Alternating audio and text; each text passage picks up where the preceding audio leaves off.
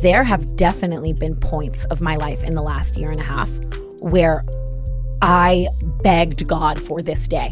So, canceled is canceled. Shocking, right? The podcast built on chaos, confessions, and Tana Mongeau's personal supply of Red Bull has finally pulled the plug. And no, it wasn't some mysterious shadow ban or corporate takedown. It was something way juicier. The show collapsed under the weight of its own drama. Think about it. You've got Brooke, Schofield, and Tana Mongeau, two women who can turn a trip to Starbucks into a full-blown scandal, trying to maintain a friendship and run a weekly podcast that thrives on oversharing. Spoiler, it didn't end well. And this final episode, it wasn't a funeral. It was a 3-hour tell-all, complete with tears, half apologies, revelations, and one giant neon-lit "we're done here." They exposed the cracks in their friendship, the regrets they'll never live down, and even dropped a bombshell about Jake Paul that made the internet scream, "Wait, what?" So buckle in. Here's how Canceled ended, why it had to, and what comes next for the dynamic duo who made chaos a brand. The first clue that Canceled was on life support came way back in July. In one episode, Tana casually mentioned that the podcast would be wrapping up in about 6 episodes. That's right, they gave us a literal death countdown. Imagine telling your fans, yeah, the Titanic's gonna hit the iceberg in 6 weeks, but hey, enjoy the live band until then. And naturally, fans did what the internet does best, spiral. Was there secret beef? Did the Spotify deal fall apart? Did someone finally listen back to the early episodes and think, maybe monetizing trauma isn't sustainable? But the tour only fanned the flames. Their Europe shows were rumored to be tense, with fans whispering that the vibe was off. And when your audience starts clocking weird vibes at a live show, you know something's cooking. It's the influencer equivalent of when your parents tell you, we're not fighting, just talking loudly. Yeah, no one's buying that. By the time the finale dropped, episode 130, aptly titled The End of the Canceled Podcast, nobody was surprised, but everyone wanted answers.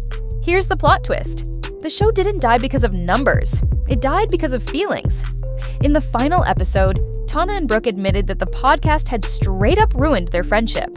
Having this baby together and trying to agree was like what was hard and putting a strain, and now it's like, I just finally see without the cloud. Some weeks, they said, they practically hated each other. But let's be real. When your best friend becomes your co-host, they also become your coworker, your manager, your therapist, and your unpaid PR rep. Imagine your BFF reminding you of deadlines, grilling you over brand deals, and then dragging you for filth on Reddit. Friendship? Over. And the second they stopped recording weekly episodes, guess what happened? They started acting like actual friends again. Once the camera stopped rolling, they remembered they actually liked each other. That's the paradox of Canceled. The show built on their chemistry was the exact thing poisoning their chemistry. It's like when you love pizza, but then you take a job at Domino's and suddenly the smell of marinara makes you gag. But don't get it twisted. This wasn't just quiet burnout. This was conflict so bad, they considered bringing in professional referees. This part is pure reality TV gold. At one point, Brooke and Tana admitted the show got so toxic they floated hiring a mediator. Yep, imagine two 20-somethings passing notes through a court-appointed referee just to schedule an episode. And it gets better. Tana straight up admitted she was insufferable at the start. Late, drunk, impossible to work with. Brooke admitted her tone didn't exactly help. Translation: two stubborn people trying to run a circus without a ringmaster. Then came the ghost that haunted the show for over a year. Brooke's old tweets. Back in 2024, screenshots of racist and homophobic tweets she wrote as a teenager resurfaced.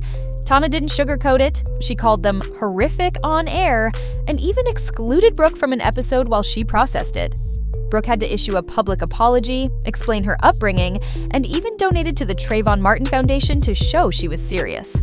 That scandal didn't just blow over, it became the elephant in the room, shaping fan perception every time Brooke so much as opened her mouth. And for Tana, it was a constant reminder that this podcast wasn't just comedy, it was liability. Think about it. Your co-host is on a redemption arc while you're trying to book sponsors and pull live tours. That's not a vibe. That's a PR fire drill. But while Twitter was busy roasting Brooke, the internet found a whole new theory, one centered on Tana's suspicious absence at the event of the year.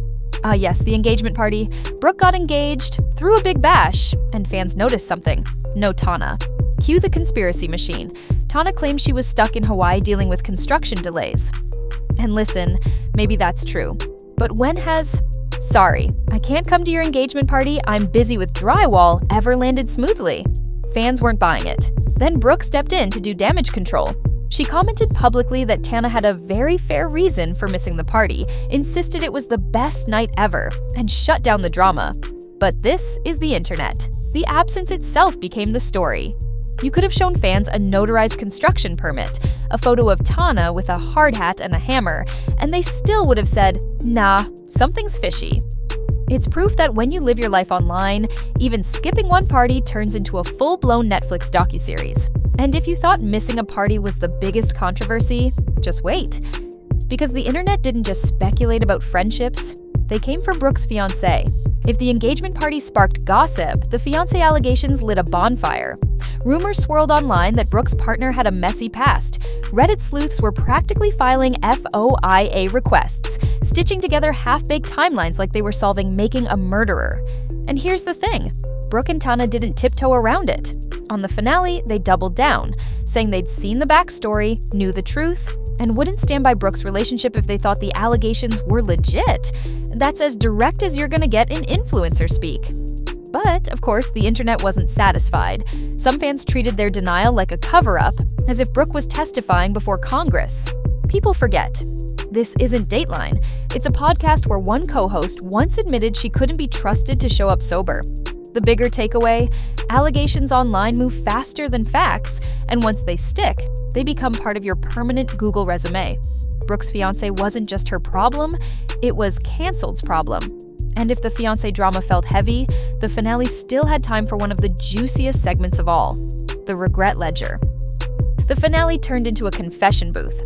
Tana and Brooke went down the list of people and moments they dragged on the podcast and sorted them into two piles: sorry and not sorry. Spoiler, that second pile was stacked. Alyssa Violet? Nope, not sorry. Zach Sang. Tana framed it as karma. Maybe harsh in the moment, but he had it coming. The infamous boat story, aka Boatgate. Brooke admitted she regretted that one. Oversharing about an assistant on tour spiraled into internet backlash, and she said it wasn't worth it. What's fascinating is how casually they dissected their own controversies. It wasn't the classic influencer notes app apology. It was more like two accountants balancing the books. Sorry for that.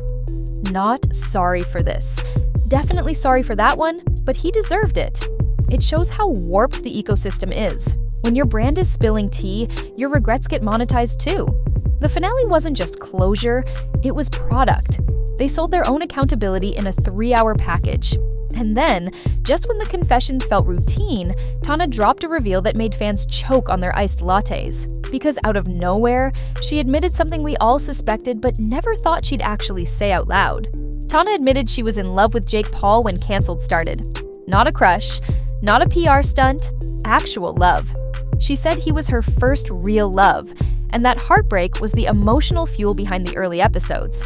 Like, I was so heartbroken and thought he was the love of my life. And like, you know what I mean? Just like now thinking back that like, that was where I was at for years and years, and now where I am. Like, that's just like so wild. And you could hear it in her voice. She was nervous, heart racing, words tripping, trying to joke her way through it. For once, the girl who's made a career out of oversharing seemed scared to overshare. It reframed everything. Suddenly, those chaotic early Canceled episodes made more sense. The erratic tone, the shade, the volatility. Turns out the co-host wasn't just juggling a podcast, she was quietly nursing a broken heart over Jake Paul. Of course, fans immediately screamed, "We knew it!" The internet had always suspected it, but hearing her finally say it felt like the missing puzzle piece. But the finale wasn't just about digging up the past, it was also about sketching the future. So, what happens now? Are Tana and Brooke riding off into the influencer sunset? Not exactly. They made it clear. The podcast is dead, but the friendship lives. And the plan? Each gets her own solo show. Think of it as a breakup where you still hang out on weekends. Brooke will have a platform that fits her pace and privacy, while Tana can, well, be Tana, without compromise. And yes, the door is wide open for cameos. Guest spots, crossovers, occasional chaos. They're not done with each other. They're just done forcing every conversation into a weekly upload. Brooke even admitted on the Good Guys podcast that she's done oversharing about her personal life. Why? Because fans were literally messaging her exes. That's the curse of the parasocial age. Your audience doesn't just watch the drama, they DM the cast members. So the new era is less spill everything, more spill selectively. Basically, influencer NDAS with themselves. But before we tie a bow on this saga, there's one more thing to unpack: what canceled's death tells us about the creator economy at large. Here's the truth: canceled isn't just a story about two friends. It's a cautionary tale about the price of parasocial entertainment. Podcasts like this thrive because fans crave intimacy. The juicier the confession, the bigger the views. But here's the paradox: the more you share, the more your audience feels entitled to your life. And when that happens, your relationships stop being relationships and start being content. That's why Tana and Brooke reached the breaking point. You can't monetize friendship without turning your best friend into your business partner. And we all know how group projects usually go. Someone gets resentful, someone stops showing up, and someone else ends up crying. The finale proved that influencer podcasts can't outrun this trap forever. The very thing that makes them compelling, the unfiltered honesty, is also what destroys them. The only thing scarier than cancel culture is an influencer HR department. So cancel didn't end with fireworks, lawsuits, or a dramatic walk-off. It ended with something way rarer in influencer culture: self-preservation. They walked out while they were up, before the show devoured what was left of their relationship. And honestly, that might be the most shocking twist of all. Not an exposed scandal, not a surprise guest, just two women realizing that the internet doesn't get to decide how their story ends.